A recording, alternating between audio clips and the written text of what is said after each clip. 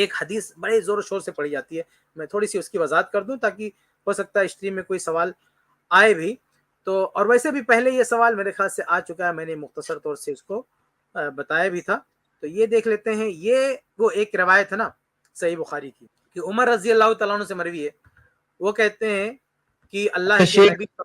ہاں یہ حدیث بس تھوڑی دیر پہلے کسی نے چیٹ میں یہ دیکھیے یہ حدیث 3192 صحیح بخاری کسی نے ابھی کسی نے پوچھا بس یہ حدیث پھر سے میں اس کی تھوڑا سی وضاحت کرتا ہوں. ایک منٹ تو میں شیئر کر رہا ہوں اسکرین پہ. ہاں یہ حدیث ہے کہ اللہ کے نبی صلی اللہ علیہ وسلم قام فینا نبی صلی اللہ علیہ وسلم مقام، اللہ کے نبی صلی اللہ علیہ وسلم ہمارے بیچ میں کھڑے ہوئے. فاخبرنا عن بدء الخلق حتى دخل اهل الجنة منازلهم واهل النار منازلهم، کہ اللہ کے نبی صلی اللہ علیہ وسلم نے، یہ صحیح بخاری کی حدیث ہے 3192، کہا کہ اللہ کے نبی صلی اللہ علیہ وسلم ہمارے بیچ میں کھڑے ہوئے اور اللہ کے نبی صلی اللہ علیہ وسلم نے ہمیں بتایا ابتداء خلق، یعنی جب سے جو ہے پیدائش شروع ہوئی ہے، تخلیق شروع ہوئی ہے، اور پھر لوگ جنت میں چلے جائیں گے، جہنم میں چلے جائیں گے، وہاں تک کا پورا معاملہ بتایا. یہ حدیث پیش کی جاتی ہے. میرے بھائی اس میں سب سے پہلا پوائنٹ یہ ہے نا کہ جیسے ہم شروع میں کہہ چکے ہیں نا کہ یہ علم غیب نہیں ہے، یہ اطلاع علی الغیب ہے. یعنی یہ چیز کیا ہے؟ یہ امور غیب پر آگاہی ہے، علم غیب دینا نہیں ہے. یہ اللہ رب العالمین نے اللہ کے نبی صلی اللہ علیہ وسلم کو جو کچھ بتایا، اللہ کے نبی صلی اللہ علیہ وسلم نے امت کو بتا دیا. یہ علم غیب نہیں ہے. اگر آپ اس کو علم غیب مانیں گے تو آپ یاد رکھیے کہ کیا آپ یہ عقیدہ رکھیں کہ فرشتے بھی عالم الغیب ہیں؟ کیونکہ یہ ساری چیزیں فرشتوں کے ذریعے اللہ تعالیٰ انبیاء کو بتاتا ہے. اور دوسری بات یہ ہے کہ اسی حدیث میں کیا ہے کہ یہ ساری بات اللہ کے نبی صلی اللہ علیہ وسلم نے صحابہ کو بتا دیا. یعنی ابتدائے خلق سے لے کے دخول جنت دخول نار تک کے سارے واقعات بتا دیا. تو کیا آپ یہ مانیں گے کہ تمام امتی کے پاس علم غیب آ گیا؟ اور آپ یہ نہیں کہہ سکتے کہ نہیں بتایا. ہاں دیکھیں ایک قرآن کی آیت ہے نا سورہ تکویر سورہ 81 آیت 24، اللہ فرماتا ہے وما ہوا علی الغیب بضنین، اور احمد رضا صاحب نے اس کا ترجمہ کیا ہے کہ اور یہ نبی غیب بتانے میں بخیل نہیں ہیں. اور ایک اور ان کی جو کتاب ہے نا اعلی حضرت صاحب کی، ان کے مطلب جو ملفوظات لکھے گئے ہیں تو اس کے حصہ اول جلد صفحہ 27 پہ لکھا ہوا ہے کہ حضور غیب پر مطلع ہیں اور اپنے غلاموں کو اس پر اطلاع بخشتے ہیں. تو یہ جو کچھ بھی اس حدیث میں اللہ کے نبی صلی اللہ علیہ وسلم کو بتایا گیا وہ سارا غیب ٹرانسفر کر دیا، اللہ کے رسول نے بتا دیا، امت کو بتا دیا. تو کیا آپ یہ کہیں گے پوری امتی عالم الغیب ہے؟ اچھا یہ کچھ لوگ سمجھتے ہیں نا کہ شروع سے لے کر آخر تک پورا علم دے دیے گا. ارے بھائی واقعات بتائے گئے، کیا واقعات ہونے والے ہیں، وہ بھی ساری چیزیں نہیں بتائے گی. یعنی ابتدائے خلق سے لے کر دخول جنت دخول نار کی ساری باتیں نہیں بتائے گی. اس کی ایک دلیل یہ ہے نا کہ اس حدیث کے راوی کون ہے؟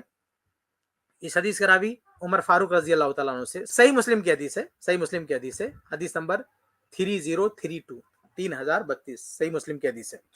اس میں ہے کہ خطب عمر علی منبر رسول اللہ صلی اللہ علیہ وسلم، کہ عمر فاروق رضی اللہ تعالیٰ عنہ نے منبر رسول پر خطبہ دیا. فحمد اللہ واثنى علیہ، اللہ کی حمد کی ثنا بیان کیا. اس کے بعد کما بعد اور کہا الا وان الخمر نزل تحریمها یوم نزل وهي من 5 اشیاء من الحنطة والشعیر والتمر والزبیب والعسل. خلاصہ یہ کہ جب شراب کی حرمت نازل ہوئی تو شراب ان چیزوں سے بنائی جاتی تھی.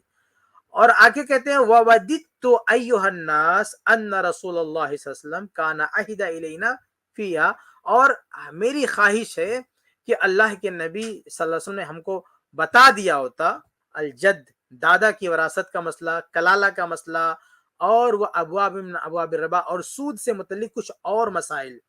دیکھیے اس کا مطلب یہ ہے کہ یہ سارے مسائل اس مجلس میں نہیں بتائے گئے تھے. ہاں کیونکہ راوی ایک ہی ہیں، اس واقعے کے راوی بھی کون ہے؟ عمر فاروق رضی اللہ تعالیٰ عنہ. اور یہ عمر فاروق رضی اللہ تعالیٰ عنہ کہہ رہے ہیں کہ میری خواہش ہے کہ کاش اللہ کے نبی صلی اللہ علیہ وسلم مجھے دادا کا مسئلہ بتا دیے ہوتے، دادا کی وراثت کا مسئلہ، کلالہ کا مسئلہ بتا دیے ہوتے، سود کی کچھ شکلوں کے بارے میں بتا دیے ہوتے. ظاہر سی بات ہے کہ یہ ساری باتیں عمر فاروق رضی اللہ تعالیٰ عنہ اس مجلس میں نہیں سن سکے. تو یہ کہنا نا کہ وہ ساری باتیں بتا دی گئی تھی یہ غلط بات ہے، کیونکہ دونوں واقعے کے راوی خلیفہ دومی ہیں. تو اس لیے یہ کہنا غلط بات ہے کہ وہ ساری ٹوٹل ساری باتیں بتا دی گئی. بہرحال کتنا بھی بتا دی گئی، جو کچھ بھی بتایا گیا وہ سب وہ کیا ہے؟ وہ امور غیب پر آ گئی، وہ علم غیب نہیں ہے. جو کچھ آپ اس کی کوئی بھی توجیہ کر لیں، اس کو کوئی بھی نام دے دیں، لیکن وہ ہے کیا؟ علم غیب نہیں ہے، امور غیب پر آ گئے. اس کا کون انکار کر رہا ہے؟ اس کو تو ہم بھی مان رہے ہیں کہ اللہ کے نبی صلی اللہ علیہ وسلم کو آگاہ کیا گیا اور اللہ کے نبی صلی اللہ علیہ وسلم نے بتا دیا. اور آگاہی اس لیے کیا گیا تھا تاکہ امتیوں کو بتایا جائے, ان کو آگاہ کیا جائے, نبی صلی اللہ علیہ وسلم کے ذریعہ وہ بات امت تک پہنچے. ٹھیک ہے, یہی وجہ ہے نا کہ ہم سب جانتے ہیں کہ ابتداء خلق کے بارے میں ہم جانتے ہیں کہ آدم علیہ السلام کو سب سے پہلے اللہ تعالیٰ نے قلم کو پیدا کیا. یہ ہم جانتے ہیں. اور پھر جنت میں لوگ جائیں گے, جہنم میں جائیں گے, ساری باتیں ہم بھی جانتے ہیں. کیسے جانتے ہیں؟ کیونکہ اللہ کے نبی صلی اللہ علیہ وسلم نے ہم کو بتایا. لیکن یہ سب جاننے کے بعد ہم علم غیب ہمارے پاس نہیں آ گیا. ٹھیک ہے. السلام علیکم ورحمۃ اللہ وبرکاتہ. اس کلپ کی فل ویڈیو دیکھنے کے لیے ہمارے چینل پر ضرور آئیں. آئی پلس ٹی وی نے ایک نیا یوٹیوب چینل شروع کیا ہے جس کا نام ہے آئی پلس ٹی وی اختلاف کا حل. اس چینل پر صرف اختلافی مسائل پر ویڈیوز آئے گی, لیکن دلائل کے ساتھ اور بھائی چارگی کے ساتھ. آپ کو میں دعوت دیتا ہوں کہ آپ بھی ہمارے اس چینل کو سبسکرائب کریں, ہماری ویڈیوز کو شیئر کریں اور نوٹیفیکیشن آئیکن کو آل سلیکٹ کریں تاکہ آپ کو ہماری ویڈیوز کا نوٹیفیکیشن مل سکے. جزاک اللہ خیر. والسلام علیکم ورحمۃ اللہ.